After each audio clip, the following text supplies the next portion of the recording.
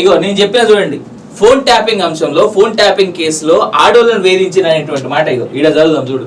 40 మంది మహిళలకు లైంగిక వేధింపులు, ట్యాపింగ్ లో ఘరానా కానిస్టేబుల్ నిర్వాకం, కొందరి డేటా సేకరించి వ్యక్తిగత అంశాల్లోకి చొరబాటు, నల్గొండలోని హైదరాబాద్ రోడ్ లో వారు మిల్లర్లు, స్మగ్లర్లు, పేకాట నిర్వాహకుల నుంచి భారీ వసూళ్లు, రౌడీ షీటర్లతో చేతులు కలిపి సెటిల్మెంట్లు, ఓ పోలీస్ అధికారి 9 ఎకరాల విక్రయంలో సాయం, మునుగోడు ఉప ఎన్నిక సమయంలోనూ ప్రమేయం, కోట్లలో అక్రమార్చన, విచారణలో బయటకు, టాస్క్లు ఆపరేషన్ల గుట్టు విప్పుతున్న రాధాకిషన్ రావు, ఉన్నతాధికారి చెప్పినట్లే చేశానని విచారణలో వెల్లడి, మరో 3 రోజులు నాయకుల చుట్టూ ఉచ్చు, కానిస్టేబుల్ పోలీస్ శాఖలో కింది స్థాయి ఉద్యోగి కానీ ఇతడు మాత్రం ఘరానా కానిస్టేబుల్, బెదిరింపులు, వసూళ్లు, సెటిల్మెంట్లు, దందాలు అన్నిట్లోనూ పాత్ర, ఓ దశలో జిల్లా ఎస్పీకి అతడు ఎంత చెప్తే అంత, ఒక ఎస్పీ స్థాయికి కానిస్టేబుల్ ఎంత చెప్తే అంత అంట. ఆడిందే ఆట పాడిందే పాటగా పెత్తనం సాగిస్తూ డిఎస్పీలు, సిఐలకి హడలు పుట్టించాడు. ఇదే క్రమంలో ఫోన్ ట్యాపింగ్ టీంలోకి అతన్ని తీసుకున్నారు. దీని మాటన చెలరేగిపోయాడు. కొంతమంది మహిళలు వ్యక్తిగత విషయాలు సేకరించి వారి జీవితాలతో ఆడుకున్నాడు. 40 మందిపై లైంగిక వేధింపులకు పాల్గొన్నాడు. రైట్. ఫోన్ ట్యాపింగ్ కేసులో ఇటీవల నల్గొండ జిల్లాకు చెందిన 2 కానిస్టేబుల్ వెస్ట్ జోన్ పోలీసుల అదుపులోకి తీసుకున్నారు. వెంటనే వారిని హైదరాబాద్ తరలించారు. వీరిలో ఒకరు రౌడీ షీటర్తో కలిసి సెటిల్మెంట్లు, గంజాయి కేసులు నిందితులు, పేకాట నిర్వాహకులు, ఇతర నేరస్తులకు టార్గెట్ చేసి కోట్లలో వసూలు పాటుపడినట్టు విచారణలో తేలింది. ఏడాదిన్నర క్రిందట ప్రతిష్టాత్మకంగా జరిగిన మునుగోడు ఉప ఎన్నిక సమయంలో ప్రతిపక్ష నేతల ఫోన్లను ట్యాపింగ్ చేసినట్లుగాను గుర్తించారు. ఇంకా అనేక ఆరోపణలున్న నేపథ్యంలో అవి నిజమని తేలితే అరెస్టు చేసే అవకాశం ఉన్నట్లు సమాచారం. నల్లగొండ కేంద్రంగా సాగిన ఈ తంతుపై వెలుగులోకి వస్తున్న సమాచారం పోలీస్ శాఖ, రాజకీయ వర్గాల్లో కలకలం సృష్టిస్తోంది. ట్యాపింగ్ కేసులో నల్లగొండ జిల్లాలో పనిచేస్తున్న ఓ సీఐని విచారించడంతో మొత్తం వ్యవహారం బయటపడింది. ఫోన్ ట్యాపింగ్ కోసం నల్లగొండలోని హైదరాబాద్ రోడ్ లో ఇగో దీని కంటిన్యూషనే ఆ పక్కన ఉన్నటువంటి వార్త. ఐపీఎస్ లకు కాదు, ఐఆర్ఎస్లకే. అంటే ఐఆర్ఎస్లకే అంటే దాన్ని కరెక్ట్ గా అర్థం చేసుకోండి. ఐపీఎస్ లకు కాదు, ఐఆర్ఎస్వాస్ అని ఎవడైతే అన్నాడో వాళ్ళకు మాత్రమే. గత ప్రభుత్వంలో రిటైర్డ్, నాన్ కేడర్ వారికి ప్రాధాన్యం, నేరుగా నియమితులైన వారికి పోస్టింగ్ లో అన్యాయం, నిఘా, ఐఎస్డబ్ల్యూ, ఎస్ఐబి, టాస్క్ ఫోర్స్ కు ఓఎస్జీలు, జిల్లాల ఎస్పీలుగా అనుభవం లేని నాన్ కేడర్ ఎస్పీలు తాము చెప్పింది విని చేయమన్నది చేస్తారనే. ట్యాపింగ్ వసూళ్లతో అప్పటి పోస్టింగ్స్ పై మళ్లీ చర్చ. ప్రస్తుత కాంగ్రెస్ సర్కారులో మారిన పోలీసింగ్ తీరు, కీలకమైన చోట డైరెక్ట్ రిక్రూటర్లకే పెద్దపీట. రైట్, ఇది కూడా 10వ పేజీలోనే ఉంది. ఇదేందయ్యా ఇది? ఉద్యోగులకు 2-3 లక్షల సప్లిమెంటరీ బిల్లులకు దిక్కేలేదు. 2 ఉన్నతాధికారులకు మాత్రం అడ్వాన్స్ గా జీతం ఇచ్చేశారు. 2 ఏళ్లకు 1,25 లక్షల హడావిడిగా విడుదల చేశారు.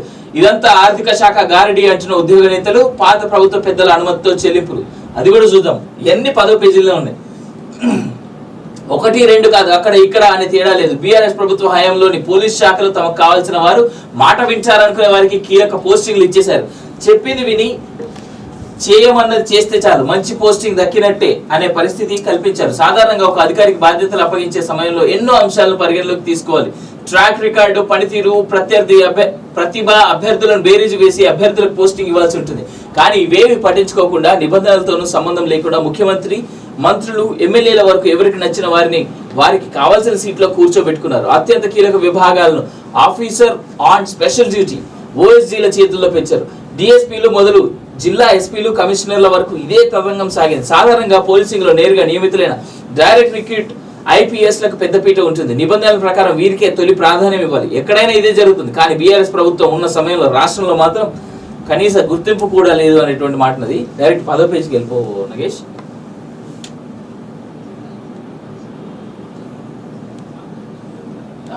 దీంట్లో ఉంటుంది.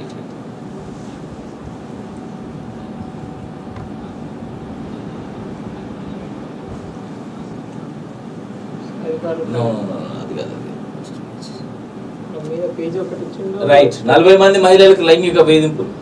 వార్ రూమ్ ఏర్పాటు చేసినట్లు నిర్ధారణ. నల్లగొండలో వార్ రూమ్ ఏర్పాటు చేసినట్టుగా నిర్ధారణ అయింది. దీంతో ఆ భవనంలో విస్తృత తనిఖీలు నిర్వహించారు. వార్ రూమ్ లో పనిచేసిన పోలీస్ అధికారులు, సిబ్బందిని కూడా గుర్తించారు. వారి నుండి వివరాలు సేకరించే ప్రక్రియ సాగుతుంది. నల్లగొండ, మహబూబ్ నగర్ జిల్లాలను యూనిట్ గా ఏర్పాటు చేసుకుని నల్లగొండలోనే ట్యాపింగ్ సెంటర్ నిర్వహించారని 2 జిల్లాల ప్రతిపక్ష నాయకులు వారి సన్నిహితులు ఫోన్లను ట్యాప్ చేసినట్లు ఆరోపణలు వస్తున్నాయి. కాగా ట్యాపింగ్ లో కీలక నిందితుడిగా ఉన్న ఎస్ఐబి మాజీ చీఫ్ ప్రభాకర్ రావు నల్లగొండ ఎస్పీగా పనిచేశారు. అప్పుడు ఎస్పీగా ఉన్న అధికారి తర్వాత ఎస్పీ అయ్యారు. ఆ పరిచయాలతో వివాదాస్పద కానిస్టేబుల్ ట్యాపింగ్ టీమ్ లో చేర్చుకున్నట్టుగా సమాచారం. టాస్క్ ఫోర్స్ సిసిఎస్ లలో పనిచేసిన ఇతడికి ట్యాపింగ్ లో కీలక బాధ్యతలు ఇవ్వడంతో అడ్డగోలు వ్యవహారాలు పాల్గొంటారని చర్చ సాగుతుంది. 9 సిమ్లు బయటకు రానున్న బాధితులు. వివాదాస్పద కానిస్టేబుల్ మొత్తం 9 సిమ్ కార్డులను వినియోగించినట్టు సమాచారం. ఓవైపు రాజకీయ నేతలకు అవసరమైన ఫోన్లతో పాటు మరోవైపు సొంత వ్యవహారాలకు కూడా ఫోన్ ట్యాపింగ్ అడ్డు పెట్టుకున్నట్టు తెలుస్తుంది. మహిళల ఫోన్లను ట్యాప్ చేసి వ్యక్తిగత సంభాషణలు విని లోబర్చుకునేవాడని సమాచారం. దీనికంటే సిగ్గుచేటు, దీనికంటే దిక్కుమాలింది ఇంకోటి లేదు. తాను కన్నేసిన మహిళలు ఉద్యోగులను వేధించారని చెప్తున్నారు. నల్లగొండ జిల్లాలోని ఓ చోట నాయకుడు అక్రమ వ్యవహారంలో పట్టుబడితే దాన్ని అడ్డుపెట్టుకుని ఆయన భార్యను సైతం బ్లాక్మెయిల్ చేశాడు. కాగా ఇతడి బాధితుల్లో కొందరు త్వరలో బయటకు వచ్చి తమ గొంతు వెళ్ళబోసుకోవాలని భావిస్తున్నట్టు సమాచారం.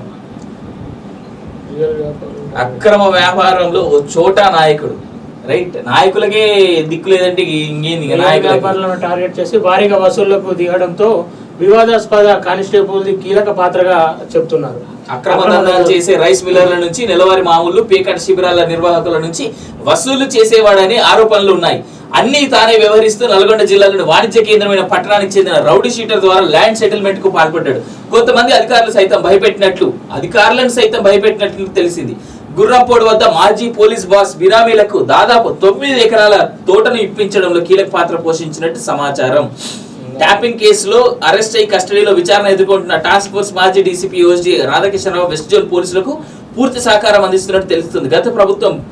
గత ప్రభుత్వ పెద్దల గుట్టును విప్పుతున్నట్లు సమాచారం. అప్పటి ఇంటెలిజెన్స్ చీఫ్ ప్రభాకర్ రావు ఇతర ఉన్నతాధికారులు చెప్పినట్టే చేశామని ఆయన ఒప్పుకోవడంతో కేసులో విస్తుపోయే అంశాలు బయటకు వస్తాయి. రాధాకిషన్ రావు పోలీస్ కస్టడీ మరో 3 రోజులు మిగిలి ఉంది. ఆ తర్వాత కేసుతో ప్రమేయం ఉన్న పలువురు రాజకీయ నాయకుల చుట్టూ ఉచ్చు బిగుసుకోనున్నట్లు తెలిసింది. కాగా ఎవరెవరు ఎలాంటి పనులు చేయించారు, దానివల్ల ఎవరు లబ్ధి పొందారు, తమ టీంకి ఇచ్చిన టాస్క్లు ఏంటి, సేకరించిన డేటాతో చేయించిన ఆపరేషన్స్ ఏంటి, అందుకోసం ఎలాంటి కసరత్తు చేశారు, ఇలా అనేక అంశాలపై పూర్తి సమాచారాన్ని రాధాకిషన్ రావు వెల్లడిస్తున్నట్టు చెప్తున్నారు. వీటిని రికార్డ్ చేస్తున్న విచారణాధికారులు ఆయన చెప్పిన అధికారుల నాయకుల పేర్లను లిస్ట్ అవుట్ చేస్తున్నట్లు సమాచారం. వారికి నోటీసులు ఇచ్చి విడతల వారీగా విచారించనున్నారు. రాధాకిషన్ రావు కూలంకషంగా వెల్లడించిన వివరాలను రిమాండ్ రిపోర్ట్లో పేర్కొన్నారు. హైదరాబాద్, రాచకొండ, సైబరాబాద్ కమిషనరేట్లతో పాటు నల్గొండ జిల్లాకు ఒక్కొక్కరు నాయకత్వం వహించి పని పూర్తి చేశారని తెలిపారు. మరోవైపు ట్యాపింగ్ ఇటీవల చేసింది కాదని, కొంతకాలంగా ఎస్ఐబి ఇంటెలిజెన్స్ కొందరు అధికారులు పథకం ప్రకారం ఈ కుట్ర పన్నారని ఇప్పటికే అరెస్ట్ అయిన అధికారులు విచారణలో పేర్కొన్నారు. ఇందులో భాగంగానే గత ప్రభుత్వ పెద్దలు ఒకే సామాజిక వర్గానికి చెందిన ప్రభాకర్ రావు, వేణుగోపాల్ రావు, భుజంగరావు, ప్రణీత్ రావు, రాధాకిషన్ రావుతో పాటు తిరుపతన్న ఇంకొందరు ఇన్స్పెక్టర్లను ఇంటెలిజెన్స్ ఎస్ఐబిలోకి తెచ్చినట్లు తేలింది. రైట్, దీని కంటిన్యూషనే మనం ఇందాక చదివాం కదా, ఐపీఎస్ కాదు పిఎస్ ఐఆర్ఎస్.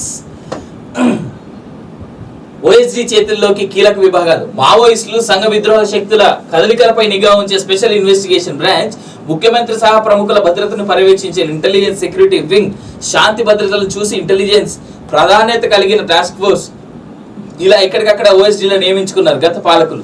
అప్పట్లో ఇంటెలిజెన్స్ ఎస్ఐబిలకు కొంతకాలంగా ఓఎస్డీగా ప్రభాకర్ రావు ఒక్కరే బాధ్యతలు నిర్వహించారు.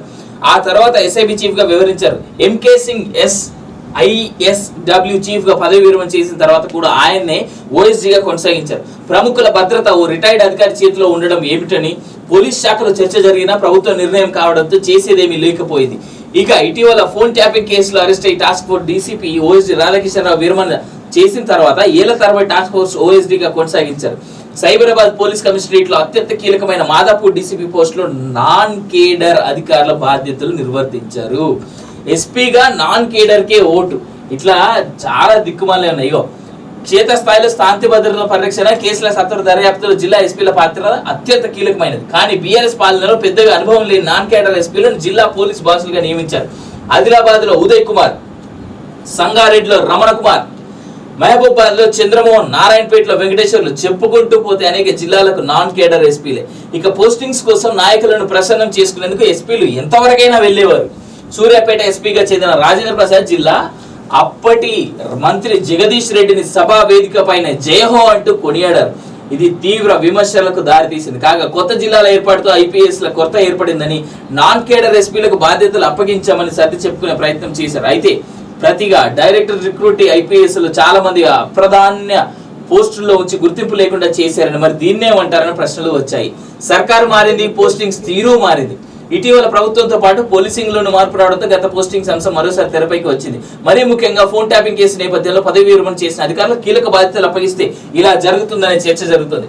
జవాబుదారీ లేకుండా బాధ్యతారహితంగా చట్టం పరిధి తెలియకుండానే రాజకీయంగా వచ్చిన ఆదేశాలను అమలు చేయడం వల్ల ట్యాపింగ్ వ్యవహారం మొత్తం పోలీసు వ్యవస్థకే మచ్చగా మారిందని అంటారు. ఇక రాష్ట్రంలో ప్రభుత్వం మారడంతోనే పోస్టింగ్స్ తీరు మారింది. కాంగ్రెస్ ప్రభుత్వంలో దాదాపు అన్ని జిల్లాలకు నేరుగా నియమితులైన వారిని ఎస్పీలుగా నియమించారు.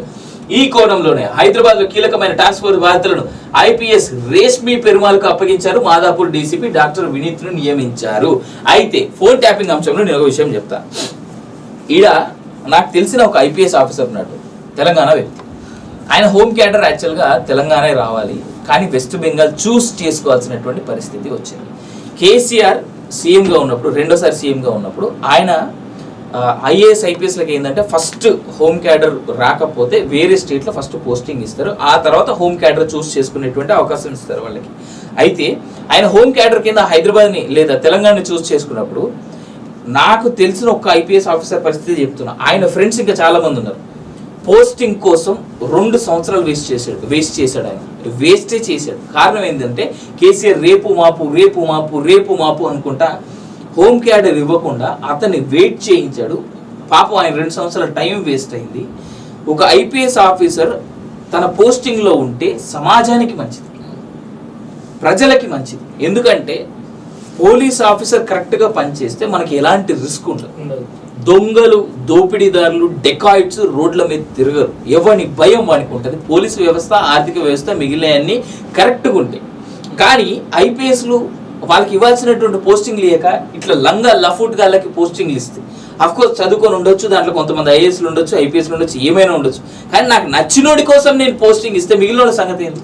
మోరోవర్ దీన్ని పక్కన పెడితే ఇక్కడ ఇలాంటి వాళ్ళకి పోస్టింగ్లు ఇవ్వడం వల్ల, అంటే రిటైర్డ్ అయిన వాళ్ళకి, బీఆర్ఎస్ ప్రభుత్వంలో మనం చూసాం చాలా మంది రిటైర్డ్ ఆఫీసర్లు పోస్టింగ్లో ఉన్నటువంటి సందర్భాలు. ఐఏఎస్లు ఈ ఓఎస్డీలో దాకేందుకు మన డైరెక్ట్ ఎవరు చీఫ్ కేసీఆర్ తర్వాత కేసీఆర్ అంటున్నాడు. సోమేష్ కుమార్ ఎన్ని సంవత్సరాలు ఉన్నాడు రిటైర్ అయిన తర్వాత? స్పెషల్లీ కేసీఆర్ కి ఒరిస్సా క్యాడర్ అంటే ఎందుకు అంత ఇష్టమో ఇప్పటికీ అర్థం కాదు. కేవలం ఈయన అనుకున్నట్టుగా ఈయన మాటలు, ఈయన పనులన్నీ చేస్తారనా, లేదంటే ఈయన బినామీలుగా పర్ఫెక్ట్ గా ఓఎస్డీలుగా వీళ్ళకి ఒరిస్సా క్యాడర్ వాళ్ళే బాగా సెట్ అవుతారనా? ఈ విషయంలో గనక చాలా డీటెయిల్ ఇన్ డెప్త్ లోకి వెళ్తే కేసీఆర్ ఒరిస్సా క్యాడర్ ని ఎంత ఎంకరేజ్ చేశారు, ఒరిస్సా నుంచి సెలెక్ట్ అయినటువంటి వాళ్ళకి ఎంత అధికారాన్ని కట్టబెట్టారనేటువంటిది కూడా తెలుస్తుంది మనకి. ఈ అంశంలో ఇంకా ఎన్ని ఉన్నాయో. ఈ 10 ఏళ్ల కాలంలో పోలీస్ వ్యవస్థను కూడా మొత్తం చాలా అసలు పోలీసులు ఒక కండువ లేదు అంతే. వాళ్ళకు బీఆర్ఎస్ కండువ ఒకటే లేదు. వాళ్ళకు పూర్తిగా వీళ్ళు బీఆర్ఎస్ కోసం పనిచేసారు దారుణంగా. అంటే పోలీస్ వ్యవస్థ పైన ప్రజలకు నమ్మకం పోయేటారు. 100% అదే. సాధారణ జనాలు పోలీస్ స్టేషన్ పోయి ఏదైనా ప్రాబ్లం ఉంటే చెప్పుకోవాలి, వాళ్ళ ప్రాబ్లమే పోలీసులు అయిపోయారు కదా. రైట్. ఇదైతే మరీ దారుణం. 40 మంది ఒక కానిస్టేబుల్ అబ్బా, ఒక కానిస్టేబుల్ కి ఏమాత్రం ఎందుకు అంత, ఒక కానిస్టేబుల్ కి చూడు ఇంత దారుణం అంటే, ఒక చోటా నాయకుడు అక్రమ వ్యవహారంలో పట్టుబడితే దానిని అడ్డు పెట్టుకొని ఆయన భార్యను సైతం బ్లాక్మెయిల్ చేసిందంటే, ఈ లఫూట్ నా కొడుకుల్ని రోడ్ల మీద తీసుకొచ్చి అరెస్టులు కాదు, లైఫ్ టైం లేయడం కాదు, ఇలాంటి వాళ్ళని ఉరిదీసి చంపేయాలి రోడ్ల మీద. ఇంకోటికి భయం ఉంటుంది. ఇట్లాంటి ఏబిసిజెడ్లందరినీ తీసుకొచ్చి రోడ్ల మీద ఉరిదీసి చంపితే గానీ ఇట్లాంటి దొంగ పనులు, లంగ పనులు, లఫూట్ పనులు చేయాలనుకునే వాళ్ళకి భయం రాదు. అప్పుడు మహిళలకు ఒక రక్షణ ఉన్నట్టుంటది. ఎగ్జాక్ట్లీ. అదే ఇబ్బంది వస్తే పోయేది పోలీస్ స్టేషన్ కి పోయి, అట్లాంటిది పోలీసులే కామాంధులు అయితే ఇంకా వాళ్ళు ఎవరికి పోయి చెప్పుకుంటారు? పోలీస్ వ్యవస్థని ఇంకెప్పుడు మీరు ప్రజలకి రక్షణ కల్పించే వ్యవస్థలాగా చూపిస్తారు? పోలీసులు అంటే భయం కలిగేటువంటి వ్యవస్థలాగా కనిపిస్తోంది ఇవాళ ఈ బీఆర్ఎస్ ప్రభుత్వంలో. చాలా మంది మేము ఏమైనా వీడియోలు చేస్తే నాకు అర్థం కాదు, కింద కామెంట్లలో నేను చూస్తున్నా, బీఆర్ఎస్ ని ఎందుకు తిడుతున్నారు భయ్, ఇప్పుడు అధికారంలో లేడు కదా, ఇసోటి అని చేపించింది బీఆర్ఎస్ కదా, కేసీఆర్ ప్రభుత్వం కదా, ఇట్లాంటి వాళ్ళందరికీ అధికారాన్ని ఇచ్చి ఇట్లాంటి వాళ్ళందరికీ ఫ్రీడమ్ ఇచ్చేసి ఏమైనా చేసుకోరు భయ్ మీరు అని చెప్పేసి అనేది. ఇంకా 10 ఏళ్ళు కోలుకోలేని దెబ్బ పెట్టిపోయాడు కేసీఆర్. ఏమన్నా మాట్లాడితే మా బీఆర్ఎస్ అది చేసింది ఇది చేసింది అంటారు. ఏంది చేసింది? కానిస్టేబుల్ గాడు ఒక నాయకుడి యొక్క భార్యని బ్లాక్మెయిల్ చేసినటువంటి ఘటన తెలంగాణలో తప్ప ఇంకేదో జరిగింది భయ్? ఆఫ్టర్ ఆల్ కానిస్టేబుల్ వాడు. పోలీసు వ్యవస్థ మంచిది, కాకి బట్టలకి రెస్పెక్ట్ ఇస్తా నేను. ఇట్లాంటి లంగా లత్కోర్ లఫంగాలకు కాదు. పోలీసులు కరెక్ట్గా ఉంటే భారతదేశం బాగుంటుంది. నువ్వు బాగుంటావు, నేను బాగుంటా, అందరం బాగుంటే దేశం డెఫినెట్లీ బాగుంటుంది. మరి ఇంత నీచానికి దిగి ఆడోళ్ళని బ్లాక్మెయిల్ చేసే పరిస్థితి ఏంది? ఏం చేసడానికి ఇది? వ్యవస్థ బాగుండాలి అంటే ఖచ్చితంగా రక్షణ వ్యవస్థ బాగుండాలి. రేవంత్ రెడ్డి గారు రిక్వెస్ట్ చేస్తున్నాం, పోలీసు వ్యవస్థని, పోలీసు బాసుల్ని, ఇట్లాంటి లంగా లఫంగా లత్కోర్ పనులు చేసేటోళ్ళని మీరు కరెక్ట్గా వాళ్ళని గాడిలో పెట్టాల్సినటువంటి వ్యవస్థ ఆవశ్యకత చాలా ఉన్నది. రేవంత్ రెడ్డి గారు స్పందించాల్సినటువంటి అవసరం చాలా ఉన్నది. ఈ తెలంగాణలో మహిళలకి రక్షణ కలుగుతున్నట్టుగా, రక్షణ కల్పిస్తున్నట్టుగా, రక్షణగా ఉంటున్నట్టుగా కనబడట్లేదు ఈ వార్తలు చూస్తుంటే. దయచేసి ఆడాళ్ళ రక్షణకై పోలీసు వ్యవస్థను కానీ, పోలీస్ డిపార్ట్మెంట్స్ని కానీ, లేదా ఇంటెలిజెన్స్ని కానీ, ఇంకా ఏ డిపార్ట్మెంట్స్ ఉన్నా కానీ వాటి ప్రక్షాళన చేయండి తొందరగా. ఆడాళ్ళకి, తెలంగాణ ప్రజలకి రక్షణ కల్పించండి రేవంత్ రెడ్డి గారు. ఇది ముమ్మాటికి అవసరం ఈ తెలంగాణ రాష్ట్రానికి, తెలంగాణ సమాజానికి. గతంలో ఫ్రెండ్లీ పోలీస్ అని చెప్పేసి ఎప్పుడైతే కేసీఆర్ ఒక ప్రోగ్రామ్ పెట్టినా, ఆ ప్రోగ్రామ్ లో మీ పార్టీ నాయకుడే డైరెక్ట్ విహెచ్ హనుమంతరావు అన్నాడు, వాళ్ళ పోలీస్ తీరు ఎట్లుంది, వాళ్ళ వ్యవహారం ఎట్లుంది, బయట ఎట్లురు, లోపల ఎట్లురు, వాళ్ళ తప్పిదాలు ఎట్లున్నాయని చెప్పి డైరెక్ట్ సభాముఖంగా చెప్పిండు. దానిపైన ఖచ్చితంగా చర్యలు తీసుకోవాల్సిన అవసరం కాంగ్రెస్ ప్రభుత్వానికి ఉంది. ఇందులో మార్పు జరిగితే ఒక మంచి పేరు తెచ్చుకున్న వ్యక్తి అయితే ఒకసారి పార్టీ మీద కూడా నమ్మకం పెరుగుతుంది. ఆయన ఇంకో మాట చెప్తున్నారు రేవంత్ రెడ్డి గారు, పోలీస్ వ్యవస్థ ఎలా నడవాలి అనేటువంటి అంశానికి కనుక మీకు ఏదైనా ఎగ్జాంపుల్ కావాలంటే వెస్ట్ బెంగాల్కి వెళ్ళి చూసిరండి. భారతదేశంలో ఏదైనా రాష్ట్రంలో పోలీస్ వ్యవస్థ చాలా అద్భుతంగా పనిచేస్తుంది, చాలా అగ్రెసివ్గా ఉంది. వాళ్ళని ఎలాంటి డిస్టర్బెన్స్ లేకుండా వాళ్ళ పనులు వాళ్ళని చేసుకొని ఇస్తున్నారంటే నిజంగా ఈ యొక్క విషయంలో మాత్రం మమతా బెనర్జీని మెచ్చుకోవాలి. పోలీస్ వ్యవస్థ చాలా బలంగా ఉంది అంటే వెస్ట్ బెంగాల్లో ఒకసారి వెళ్ళి చూసి క్షుణ్ణంగా పరిశీలించి రండి. పోలీస్ వ్యవస్థకి ఈయననే ఒక ఎగ్జాంపుల్ గా పనిచేయడానికి ఉంటది కదా ఇప్పుడు.